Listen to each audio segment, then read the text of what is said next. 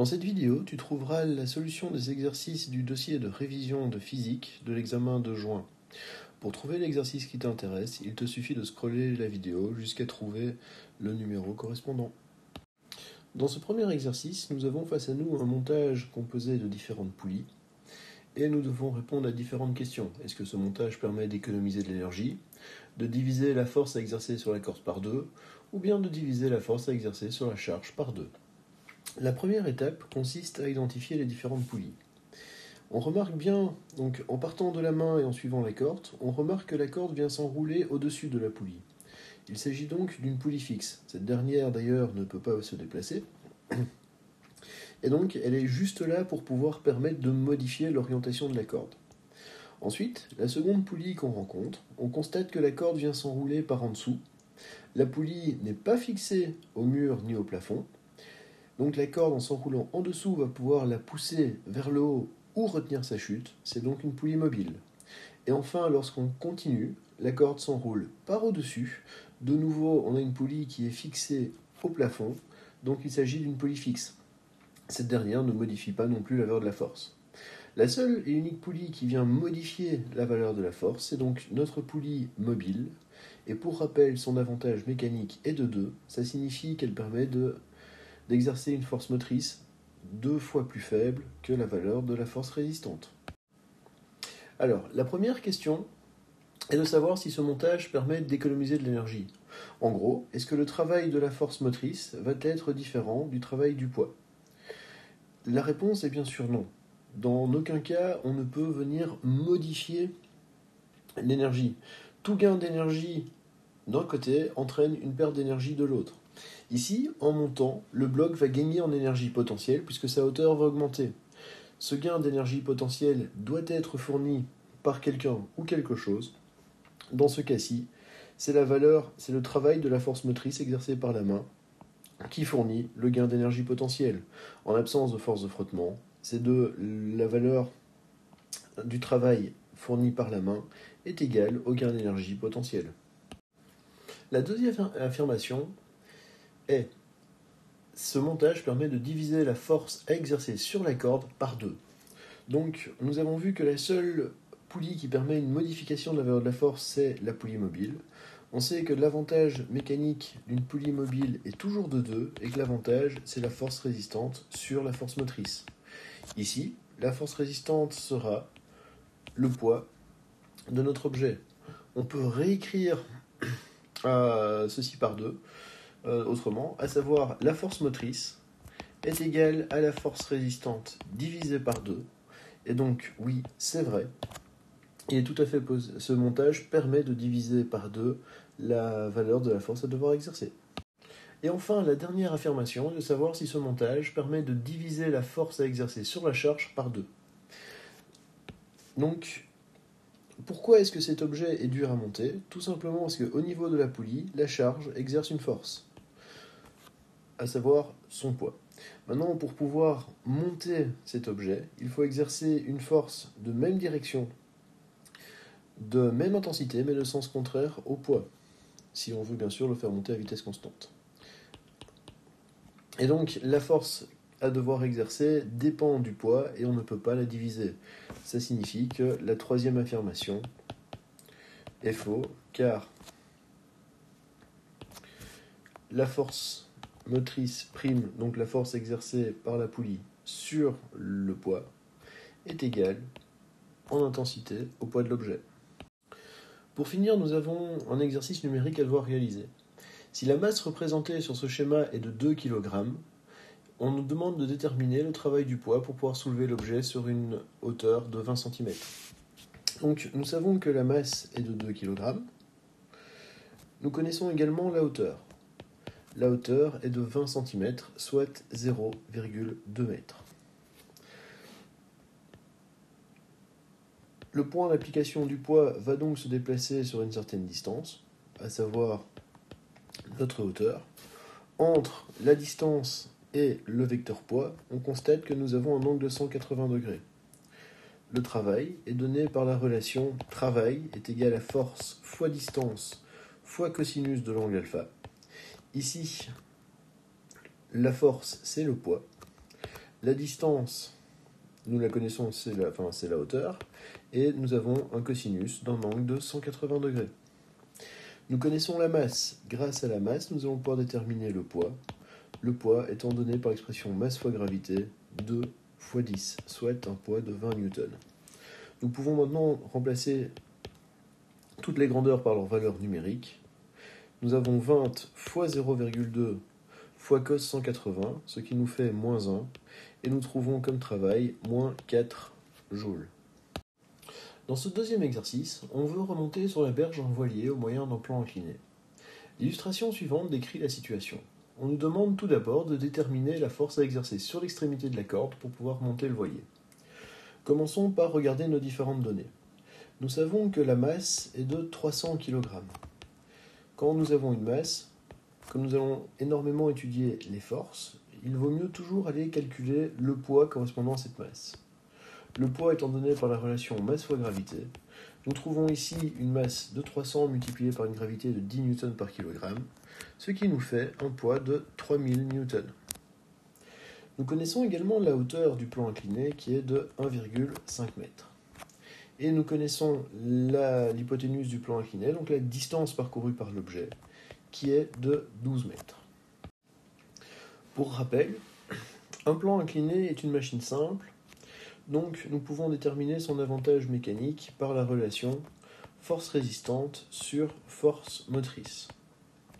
Cela dit, le plan incliné peut également avoir comme relation d'avantage mécanique la distance parcourue par l'objet, donc ici les 12 mètres, divisé par la hauteur. Donc ici la hauteur 1,5 m. En combinant ces deux expressions, nous avons force résistante sur force motrice est égale à la distance sur la hauteur. Ici, il est évident que la force résistante, c'est le poids de l'objet que nous connaissons. Donc maintenant, nous allons venir isoler la force motrice qui est notre inconnue dans cette expression. Et nous avons force motrice est égale à force résistante fois la hauteur divisé par la distance. Nous connaissons tous les termes. La force résistante, c'est le poids de l'objet, donc 3000 newtons, multiplié par la hauteur qui est de 1,5 m, divisé par la distance 12, et nous trouvons comme valeur 375 newtons. Dans un second temps, on nous informe que la corde est attachée à une machine qui tire le bateau en 45 secondes. On nous demande de déterminer la puissance du moteur de cette machine. Nous savons que la puissance est donnée par l'expression énergie sur temps. Ici, le bateau va monter. Il va donc gagner en énergie potentielle. La puissance du moteur, c'est donc le gain d'énergie potentielle du bateau divisé par le temps. Nous savons que l'énergie potentielle est donnée par l'expression masse fois gravité fois hauteur, le tout divisé par le temps que nous connaissons, qui est de 45 secondes. La masse du bateau, c'est 300 kg, la constante de gravité 10 N par kg, et la hauteur 1,5 m. Le temps 45 secondes, et nous trouvons comme puissance une puissance de 100 watts. Cette poulie est utilisée pour monter une masse de 400 g. On nous demande la force à devoir exercer sur l'extrémité de la corde pour pouvoir parvenir à monter la masse. Nous connaissons la valeur de la masse, soit 400 g. Nous devons travailler dans le système international, donc convertir cette valeur en kilogrammes. Pour passer de grammes à kilogrammes, on divise par 1000. On a donc une masse de 0,4 kg. Observons maintenant ce mécanisme. Partons du plafond. Suivons la corde. On remarque ici la corde vient s'enrouler par en dessous et permet donc soit de monter le système, soit de le retenir en cours d'une descente. La poulie va donc se déplacer avec l'objet en montant ou en descendant. Il s'agit donc d'une poulie mobile. Nous savons que la poulie mobile va diviser la valeur de la force à exercer par 2 et donc a un avantage mécanique de 2. Poursuivons. Nous avons ici maintenant notre corde qui vient s'enrouler par en haut et on constate bien que la poulie est fixée au plafond. Donc ici, c'est une poulie fixe. La poulie fixe permet de modifier la direction de la force à devoir exercer, mais jamais sa valeur. Nous devons donc juste tenir compte du gain d'avantage mécanique donné par la poulie mobile. Donc, comme nous avons une poulie mobile, nous savons que l'avantage mécanique est toujours de 2 et également égal à la force résistante sur la force motrice. Ici, il est évident que la force résistante, c'est le poids de notre objet. Nous connaissons la masse de l'objet, nous pouvons donc déterminer son poids. Le poids, c'est la masse fois la gravité, donc 0,4 fois 10, nous avons un poids de 4 newtons. En injectant cette valeur dans l'expression que nous venons d'écrire, nous avons donc 2 est égal à force résistante 4, divisé par force motrice. En isolant la force motrice, nous trouvons qu'elle vaut 4 divisé par 2, donc il faut exercer une force de 2 newtons sur la corde. Le graphique suivant montre la variation des énergies potentielles, cinétiques et mécaniques au cours du temps, dans le cas d'un objet qui tombe sans frottement. On nous demande de préciser quel type d'énergie est représenté par la première courbe, la 2 et la 3. Alors, l'objet tombe avec une vitesse de départ nulle, V0 égale 0. Par contre, sa hauteur initiale est non nulle, elle est même maximum. Ensuite, au cours du temps, l'objet perd de la hauteur, et juste avant de toucher le sol, c'est à ce moment-là que nous savons que sa vitesse est maximale. En revanche, sa hauteur est nulle. Donc, au début, pas de vitesse de la hauteur, nous savons que l'objet ne possède que de l'énergie potentielle. En revanche, à la fin, il n'a plus de hauteur, donc pas d'énergie potentielle, mais il a une très grande vitesse, donc une très grande énergie cinétique. Ça signifie que l'énergie cinétique va être maximale à temps final. Observons maintenant notre graphique. Nous remarquons que la courbe 1 ne varie pas au cours du temps. Donc, il s'agit de l'énergie mécanique, puisque cette dernière, en absence de frottement, est constante. Ensuite, observons la deuxième courbe. On remarque que la deuxième courbe part d'une valeur nulle et voit sa valeur augmenter au cours du temps jusqu'à atteindre la valeur de l'énergie mécanique à la fin. Donc, ici, nous avons affaire à l'énergie cinétique. Pourquoi ? Car au début, elle est nulle, et à la fin, elle est maximum, comme la vitesse qui au début est nulle, et à la fin est maximum. Donc EC, car au temps final, cette énergie est maximale. Enfin, la dernière, il s'agit évidemment de l'énergie potentielle, car au début, l'objet n'a pas de vitesse et que de la hauteur. On constate bien que nous partons d'une valeur qui est maximale, et en tombant, la hauteur diminue, donc notre énergie doit diminuer avec la hauteur. Nous avons une balle d'une masse de 9,5 grammes se déplaçant à la vitesse de 425 mètres par seconde. On nous demande de déterminer son énergie cinétique. Commençons par reprendre les différentes données du problème. Donc, nous connaissons la masse qui vaut 9,5 grammes. Nous devons exprimer nos valeurs dans le système international, donc en kilogrammes. Pour passer de grammes à kilogrammes, on divise par 1000. Nous avons donc une masse de 9,5 fois 10 exposant moins 3 kg. Ensuite, nous connaissons également la vitesse, qui vaut 425 mètres par seconde. On nous demande de déterminer l'énergie cinétique. L'énergie cinétique est donnée par la relation masse fois vitesse au carré divisé par 2. Donc, en remplaçant les différentes grandeurs par leurs valeurs, nous obtenons 9,50 fois 10 exposant moins 3, multiplié par 425 au carré, le tout divisé par 2, et nous trouvons comme valeur d'énergie cinétique 857,96 joules.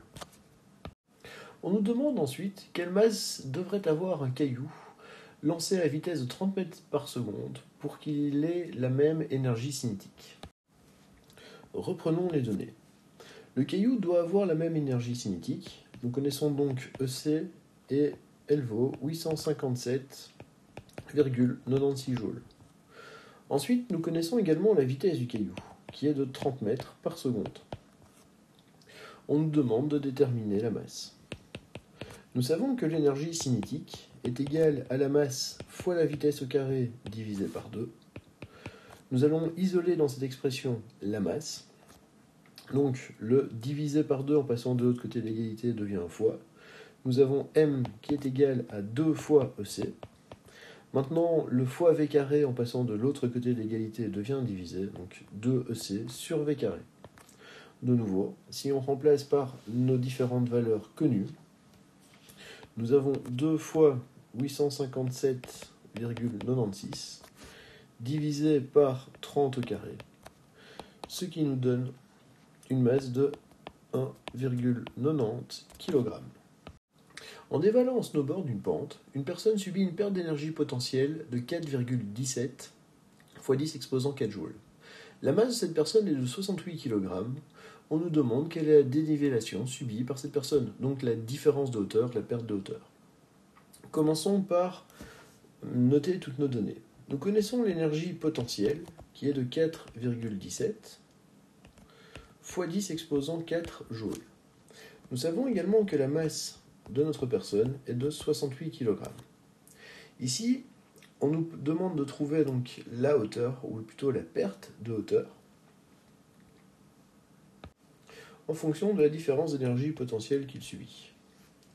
Donc la différence d'énergie potentielle qu'il subit est égale à la masse fois la gravité fois la différence de hauteur.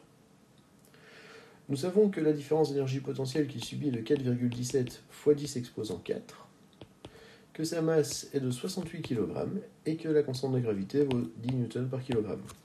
Si on isole la différence de hauteur dans cette expression, nous allons pouvoir la calculer. Donc 4,17 x 10 exposant 4 divisé par 68 x 10. Et nous trouvons comme différence de hauteur 61,323 mètres. À 1 mètre du sol, une balle de 800 grammes a une vitesse de 0,8 mètres par seconde. On nous demande de déterminer l'énergie mécanique. Donc, commençons par indiquer les données. Nous savons que la balle est à 1 mètre de hauteur, nous connaissons donc la hauteur. La masse de la balle est de 800 grammes. Nous devons la noter dans le système international, donc en kilogrammes. On divise par 1000. On a une masse de 0,8 kg. Et sa vitesse à 1 mètre du sol est de 0,8 mètres par seconde. L'énergie mécanique est le bilan des énergies d'un système, donc la somme de son énergie potentielle plus son énergie cinétique.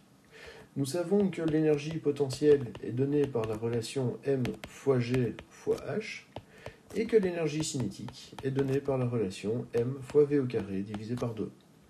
L'énergie mécanique est donc égale à l'énergie potentielle, m fois g fois h, plus l'énergie cinétique, mv carré sur 2. L'énergie mécanique est donc égale à 0,8 fois 10 fois 1, plus 0,8 multiplié par 0,8 au carré, divisé par 2. Et nous trouvons comme valeur d'énergie mécanique 8,256 joules. Le graphique suivant montre l'évolution de l'énergie potentielle d'une balle de tennis au cours de différents rebonds. On nous demande de déterminer l'énergie mécanique perdue par la balle après le premier rebond.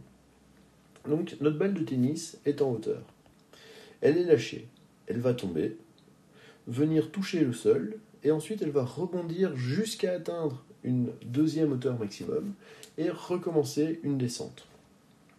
Chaque fois que la balle atteint sa hauteur maximum, comme elle est à hauteur maximum, sa vitesse est nulle. Ça signifie que si on veut connaître l'énergie mécanique du système entre chaque rebond, il faut regarder l'énergie potentielle lorsqu'elle est à la hauteur maximum, puisque l'énergie potentielle égale l'énergie mécanique à cet endroit-là. Donc on remarque que la balle commence avec une énergie mécanique d'approximativement 1,4 joules. Après le premier rebond, elle va regagner de l'énergie potentielle jusqu'à atteindre la hauteur maximum. ce qui correspond à peu près à 0,8 joules. Donc, avant le premier rebond, elle possède une énergie totale de 1,4 joules. Après, elle possède une énergie totale de 0,8. La différence de ces deux valeurs nous donne l'énergie qu'elle a perdue au cours du rebond, soit approximativement 0,6 joules.